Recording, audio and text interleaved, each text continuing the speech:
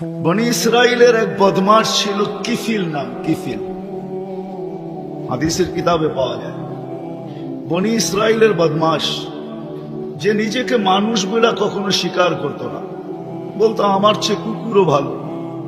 কেন? প্রতি রাত্রে তার যৌন চাহিদা মিটানোর জন্য, ব্যভিচারের জন্য তাকে প্রতি রাত্রে সে খরচ করত 50 থেকে 60 লক্ষ টাকা বর্তমান টাকায়। এক রাত্রে একজনকে ধরে নিয়ে আসছে, কামরায় ঢুকায় দিয়া বলছে আমি প্রস্তুতি নিয়ে আসতেছি। যখন প্রস্তুতি নিয়ে কামরায় ঢুকতেছিল তো দেখতেছে ওই মহিলা এক কোনায় বসে কাঁদতেছে।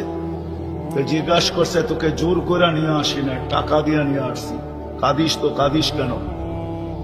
তো মহিলা প্রতি উত্তরে বলতেছিল শুন কিফিল, আমি বাজারি নিয়ে না, প্রয়োজনের কারণে তোর হাতে ধরা দিতে বাধ্য হছি। প্রয়োজন যদি এরকম না আসতো তো আমি কোনোদিন তোর হাতে ধরা দিতাম না, আমি তো বাজারি নিয়ে না। বলছে তাইলে কাঁদিস কেন? বলে বলতেছি তোকে কেন কাঁদি, শুনবি কেন কাঁদি? বলে বল কেন কাঁদিস? বলে কাঁদতেছি এই জন্য যে এই চেহারাটা কালকে আল্লাহকে কি করে দেখাবো। বোঝেন নাই? মনে বুঝলে দিল ফেরা যাওয়ার কথা।